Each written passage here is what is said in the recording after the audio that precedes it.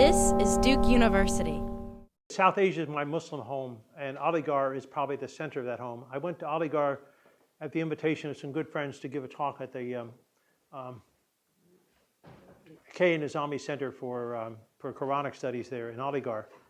And they asked me to talk about Abdullah Yusuf Ali because it was observing, this is the guy who's done the most popular translation from India.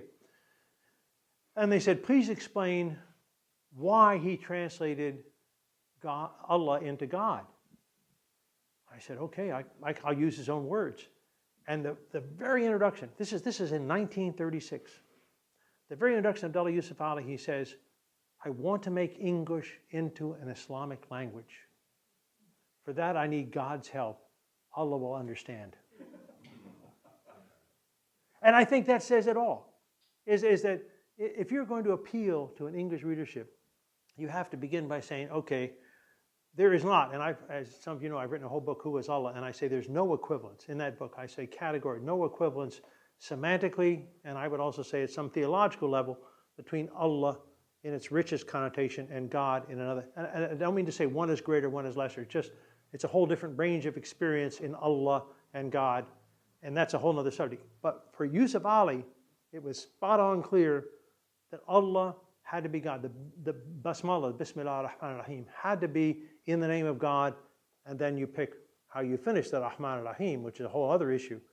But he was contravened by the Saudi authorities who said, no, Allah can never be translated.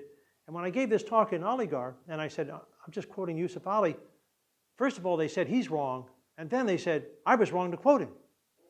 And this is an academic setting where there were easily 400 people in the room, most of them students, some professors. Finally, the president of the university, they call him the chancellor there, the chancellor got up and said, let me intervene on behalf of Professor Lawrence. He came here as our guest, and I want to say two things.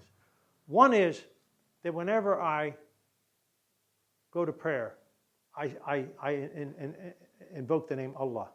But sometimes when I pray privately, when I do my dua at home, I use the word God. I think both are answered. And that ended it. That ended it. There was no way that they could go on attack because the head of the university had said, I too am a prisoner of language. And sometimes it's Allah and sometimes it's God.